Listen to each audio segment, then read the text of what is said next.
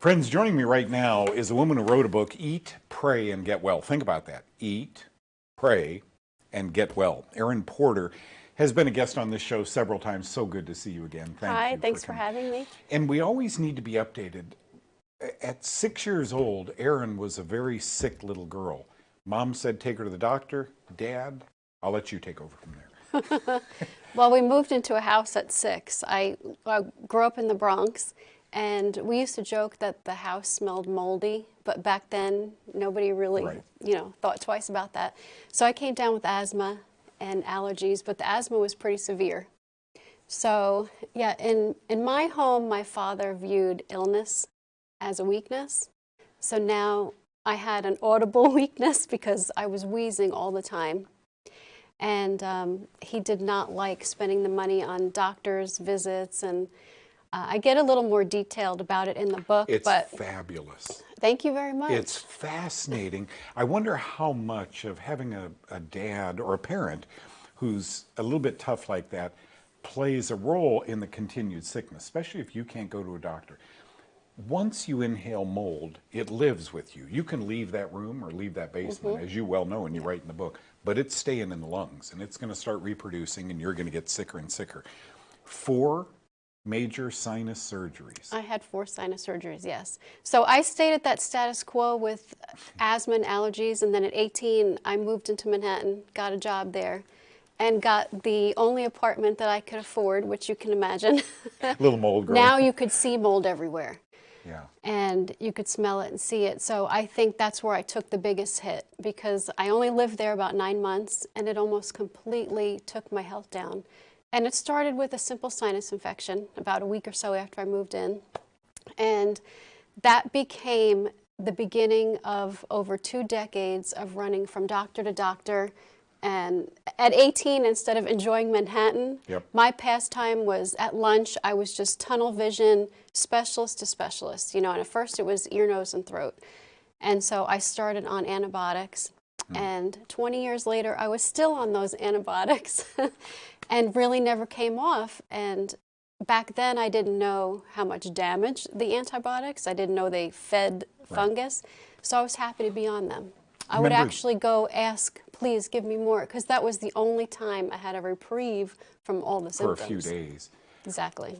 Reference that 1999 Mayo Clinic study that I talk about on the air all the time. That really was you, wasn't it? I wish I had known that 10 years before. Yeah, 96%, I think, or 96% infections of the organisms that grow in the nose are fungus, not bacteria. Yet if you go to another ENT today, you're going on cortisone and antibiotics. That is so frustrating to me. But here you lived it. First nasal surgery. Then you met Don Dennis, Dr. Don Dennis in Georgia. Well, that's a crazy story. I had 4 sinus surgeries, all different ENTs, just kept getting the same steroids, antibiotics. And I had been to Dr. Dennis in my 20s. He took my adenoids and my tonsils out. And he said, when you move to, I was about to move to Florida after these surgeries, find a good ear, nose, and throat, he said, because your sinuses are a mess. So I can't do everything, all at once.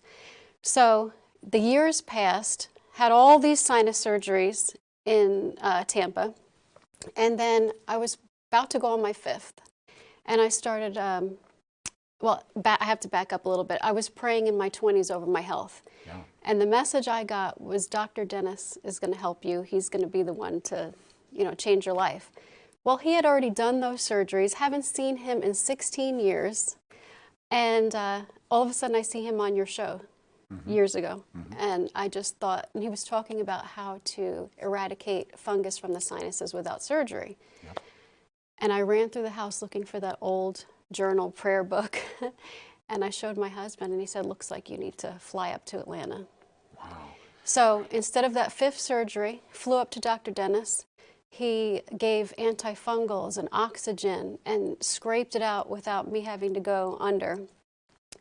And it changed everything. And finding your show about 10 years ago changed everything, because you were actually talking about fungus in the sinuses, and I had just been diagnosed by a good ENT, the one that did my 4th surgery, and he looked at the CAT scan and he said, you have one of the most severe fungal infections I've ever seen. And I had already known I had Pseudomonas and staph, but nobody ever said fungus. So he said, you were breathing it in somewhere. And I was tested and I had Curvularia and Aspergillus.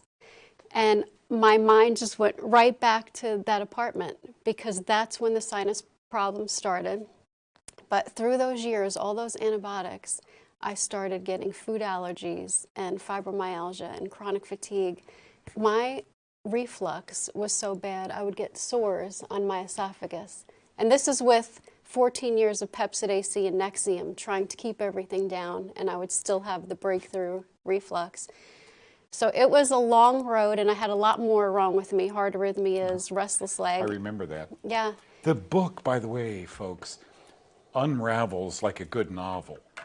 It's real. This is in real time. Eat, Pray, Get Well by Aaron Porter. Do pick up a copy. You'll notice the Kaufman diet throughout the book. Yeah. Thank you for coming in today and sharing that testimony. Thanks for having me. I'm glad you're well. Thank you.